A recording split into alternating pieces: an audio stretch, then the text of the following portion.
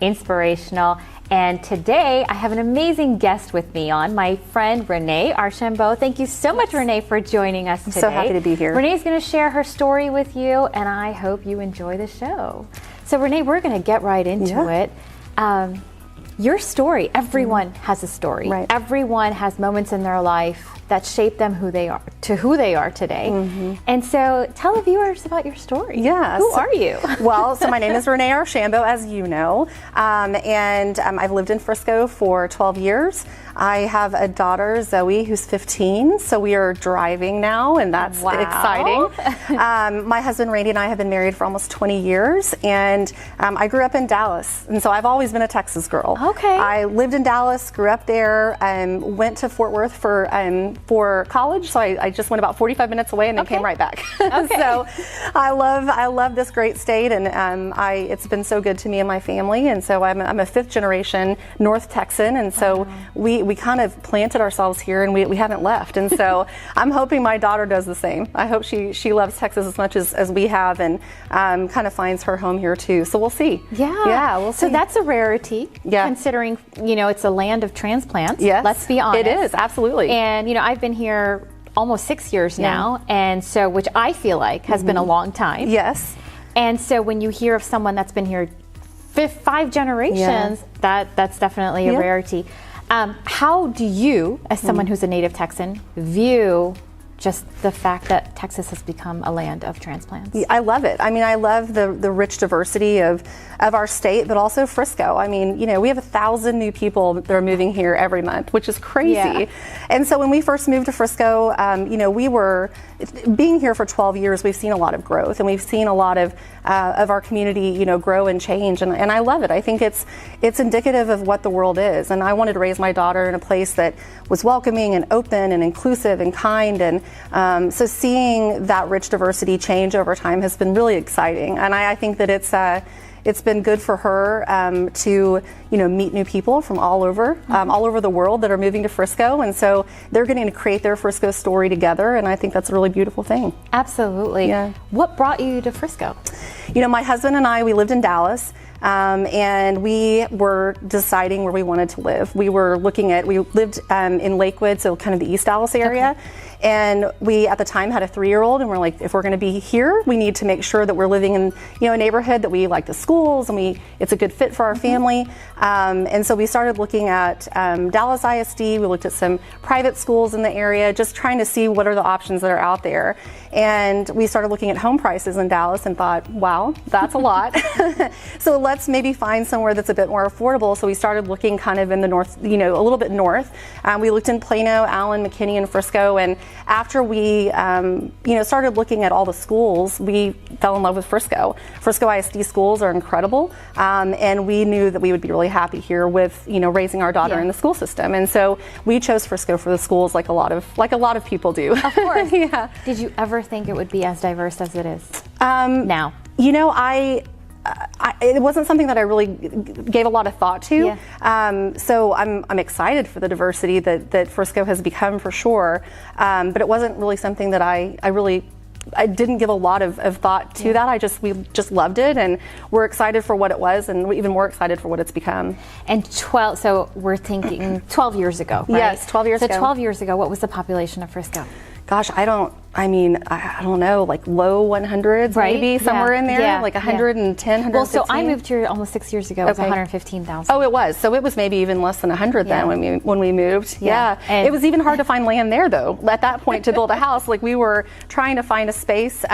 We really fell in love with Purefoy Elementary, and so we were trying to find space over in that area. And even at that time, 12 years ago, it was tough. So I can't imagine people moving here now. I mean, there's just the housing market is crazy in Frisco. But I don't know when it wasn't crazy. I don't either. I don't either. I mean, there were 2 lots in our neighborhood when we moved there, so we grabbed one. We're like, we'll take it. Yeah, exactly. Yeah.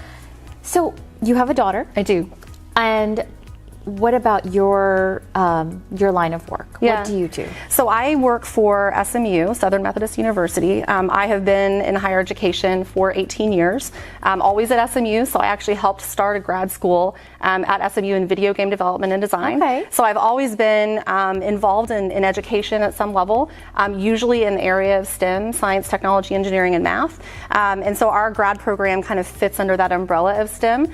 And so so I've been there for 18 years. We started the program in 2003, and it's still going strong. So it's just been a joy to be able to help grow something. It's very much a startup culture. Game development in general is kind of that startup culture. It's really fun and creative and innovative. And so to be a part of something from the ground level and help grow that over time has just been so fun.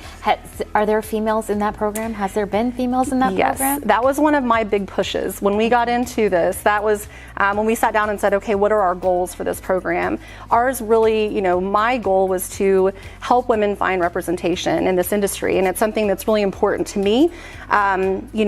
Creative arts are better when we have women involved. There are a lot of industries that are very male dominated, and game development is absolutely one of them.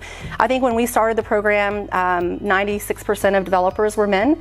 And so we only had 4% representation, and that was almost 20 years ago, and it's grown by leaps and bounds. And so that was a big goal of mine, making sure that the program put more women into this space, but also helping women understand and young girls understand that this is a really great industry to be in. There's a lot of opportunity. There's some really great things that women have done in this industry and continue to do, and they're innovative. So we started working with students in Dallas ISD because it's right around SMU, Plano ISD as well, because we were on the Plano campus for 17 of our 18 years. So we were working with young girls to show them this is a really great industry for you to be in. And we wanted to make sure from the middle school level on that girls understood that they had a place in STEM. And so we were really passionate about working with companies like Microsoft helped us to do that.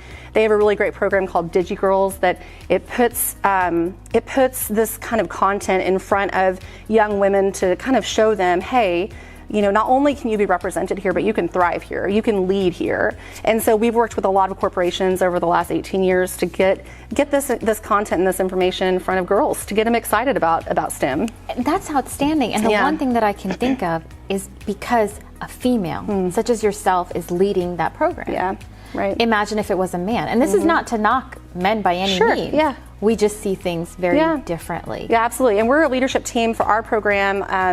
We have our director, Gary Brubaker, and then myself and Elizabeth Stringer.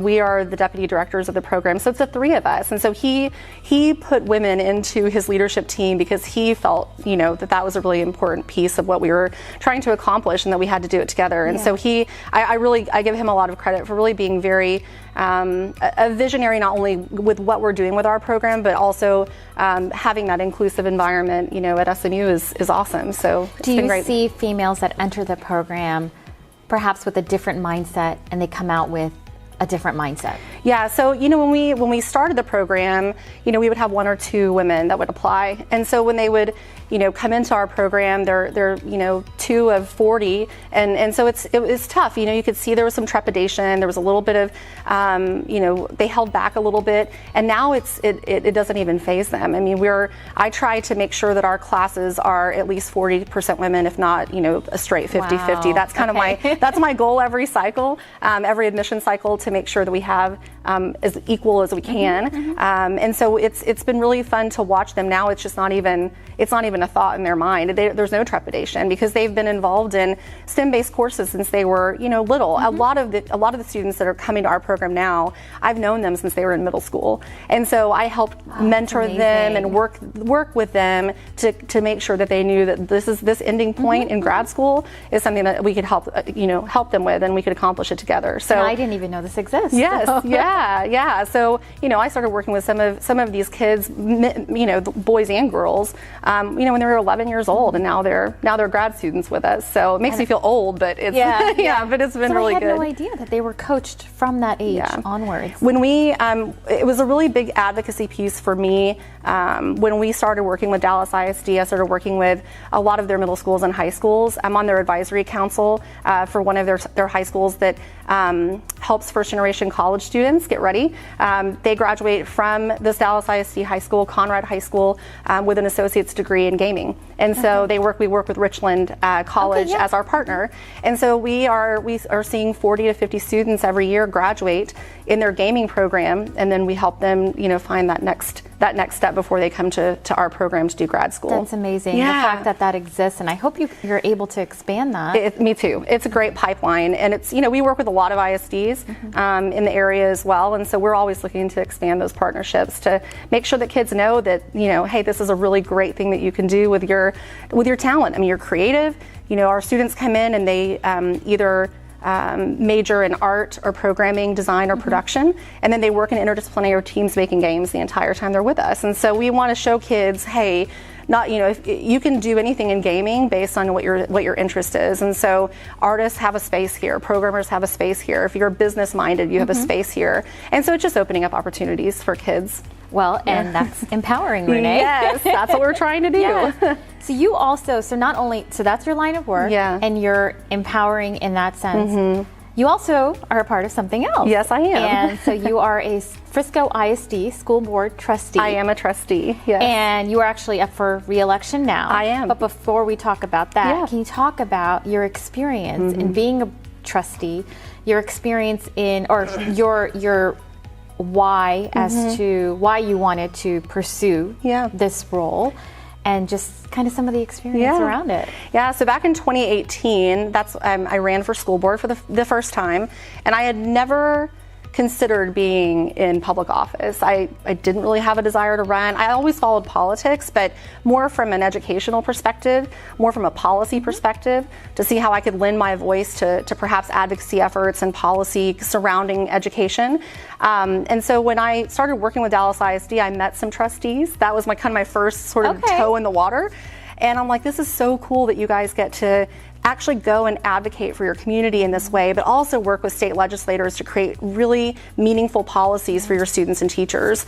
And so then it kind of lit that fire, right? Because then you see something, you're like, wait a minute, like you can do this, I could do this. And so living in Frisco ISD, I knew a lot about the district just based on our experiences having our daughter Zoe as a student, but I didn't know much else. I mean, honestly, other than the parent experience, I didn't really know much else. And so back in 2016-ish, when I kind of decided, hey, this might be something I want to do, I just delved into everything Frisco ISD. I joined the Long Range Planning Committee. I was on the budgeting subcommittee. I joined the Frisco ISD Insight class to really, learn some behind-the-scenes stuff about the district. I met with teachers and staff and tried to understand what are the concerns and what areas are we excelling and how can we be doing better. Are there advocacy pieces that are missing that I could lend my voice to? Even, prior to running, how can I be impactful and helpful in the community? And then I also worked with Marion Schultz. She asked if I would serve on the governing board for the Fast Packs of Frisco.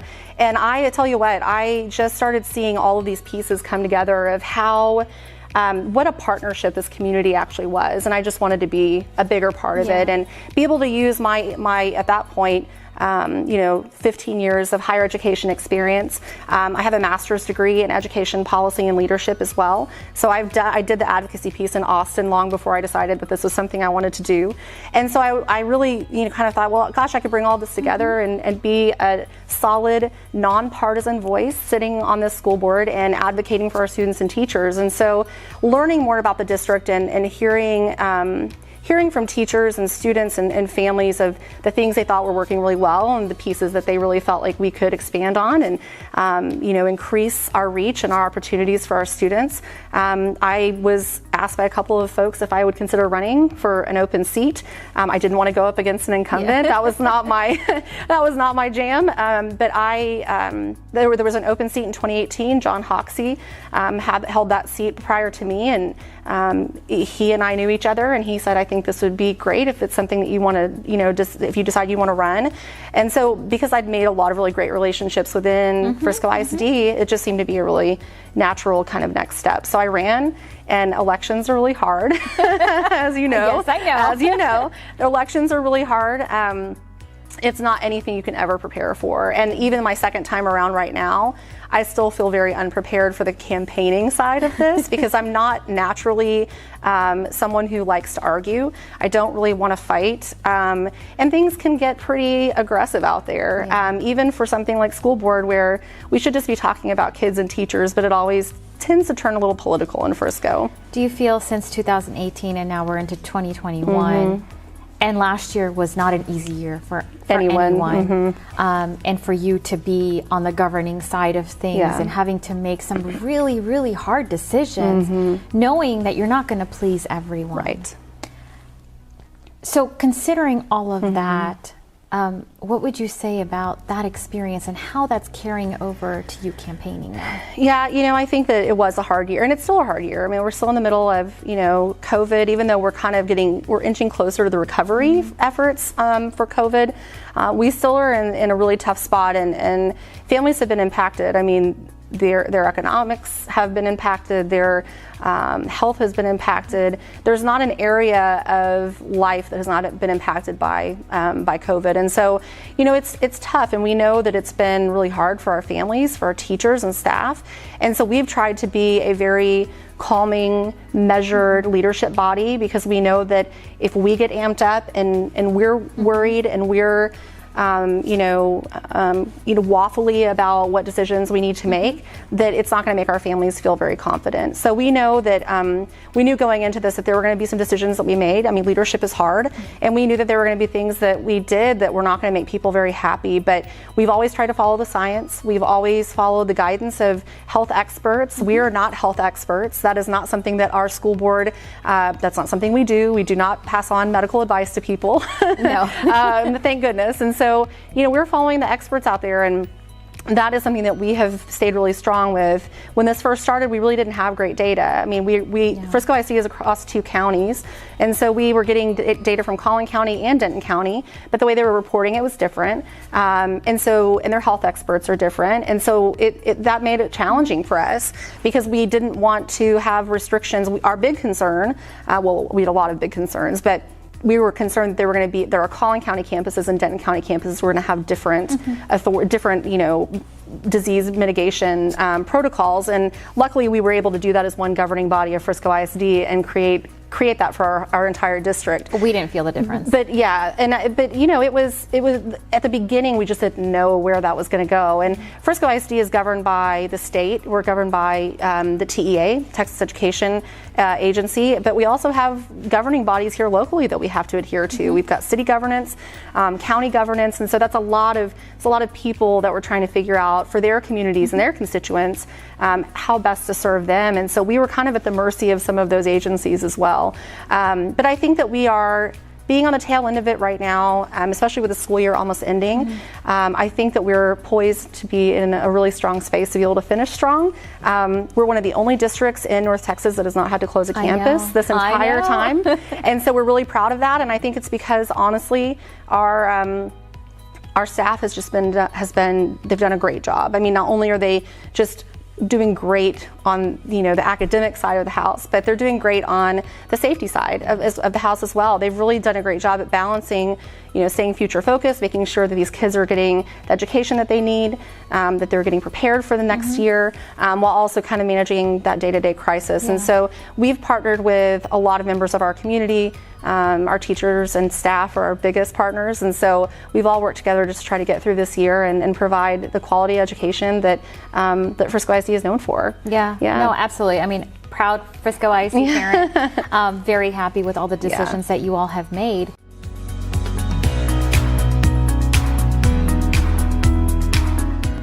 What did you do with the money you saved on electricity by switching to discount power? I took all my friends out to dinner. I paid off all my credit cards. I took my whole family on a vacation. I bought all this. At Discount Power, saving you money on electricity is our business. What you do with it is yours. Great rates, great service. Simple. Visit discountpowertx.com today and save.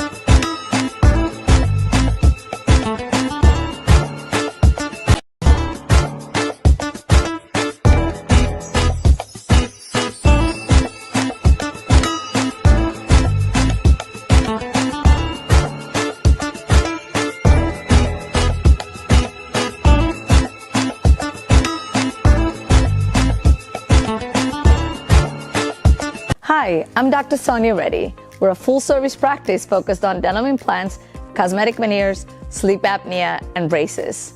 If you're embarrassed with your smile or have chipped, cracked teeth, call our office for your free consultation. I'll personally take care of you.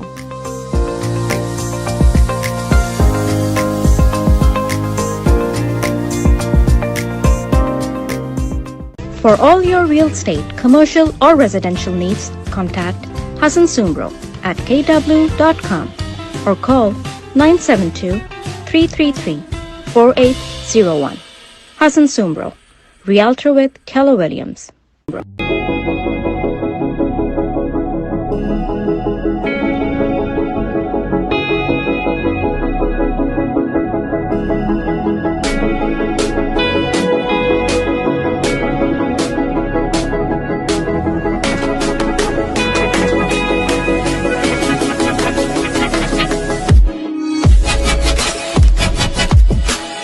Glow and Grow with Cheese, a digital recreational platform for homemakers. Follow Glow and Grow on Facebook, Instagram, and YouTube because we all could use a little reminder of how awesome we are. Marine Mill Supply deals in casters and wheels since last 52 years. For more information, contact 9232431374, 9232421821, or you can visit our website www.mmscasters.com.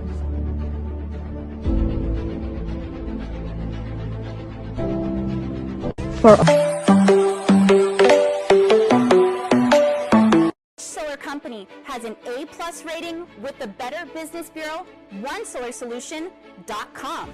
Which solar company offers in-house financing with the best rate and easy approval? OneSolarSolution.com. And which company has the best looking brand ambassador? No one else. OneSolarSolution.com. Look, I know you want solar, and everybody does, but you might think it's expensive. If we can't match your electric bill with our in-house financing, we'll cut you a check or gift card for $25 just for the try. Go to OneSolarSolution.com today.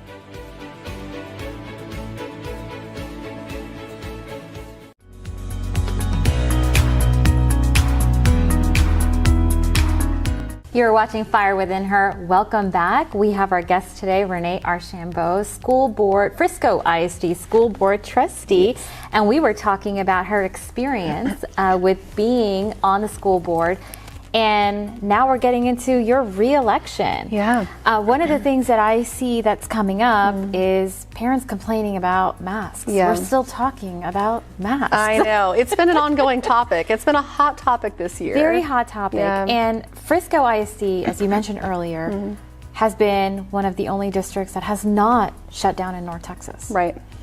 Clearly that's because of the safety precautions that you all have, diligently put into place. Yes.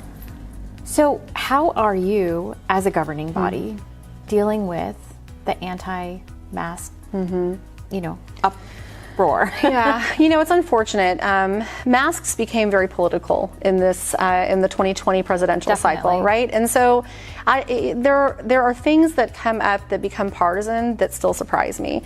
Even being a local politician, a local elected official, I'm still very surprised by things that become political that are have been proven by science to work. I mean, this is just something that when the CDC says here's why masks work when both people are wearing them, here's how we can show you that they work, and so that's great. It's crazy to me how political it became. So we knew going into this year, because we were met with such strong divide in our community with masking and with social distancing and with things being shut down and then reopened and shut down again. I mean, it was a really scary time for people. And I think people just naturally want to be able to, to control something in the middle of a crisis. Yes. And so that's something that's, an easy thing for them to control. Am I going to wear this mask or not? And so I think a lot of that, in my opinion, a lot of that was just out of frustration and fear. And so I understand that. I mean, being a parent and having my parents are in their late 60s, and so I was concerned about them. And when fear comes into the equation, I think that it becomes, your reactions become very aggressive in some ways. You're trying to protect your family, you're trying to protect yourself. And so I definitely understand the frustration and the aggression behind the mask debate. I definitely understand it. But, the mitigation protocols that we've put into place for this virus over the last year, they've worked to keep our campuses open, and they've worked to, for the most part, keep our community fairly healthy. We certainly have had thousands of cases throughout Frisco ISD. We've had thousands of students and teachers and staff that have had to quarantine. But, that's another mitigation protocol. That's another thing that we can do to reduce the spread of this virus in our community and cause major issues for our kids and for our students, teachers, and staff. So I understand where we are with that. But as Frisco ISD, and when I speak for Frisco ISD, I'm speaking as one of 7. So I'm only speaking for myself. I don't want to ever speak on behalf of the board because that's not something that we do. But so for myself, I think that we are so close at the end of school. I support keeping masks in place while our teachers and our staff are being vaccinated. The week that the governor removed the mask mandate was the exact same week that our teachers were finally prioritized for the vaccine.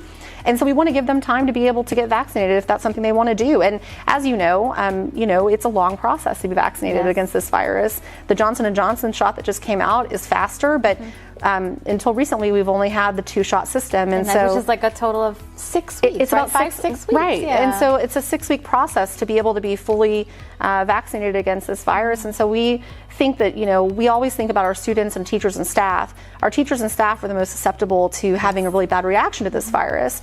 And so as the largest employer in Frisco, with over 8,000 employees in our district, we have to give them a safe environment in which to come to work. And so that was a big part of kind of that decision.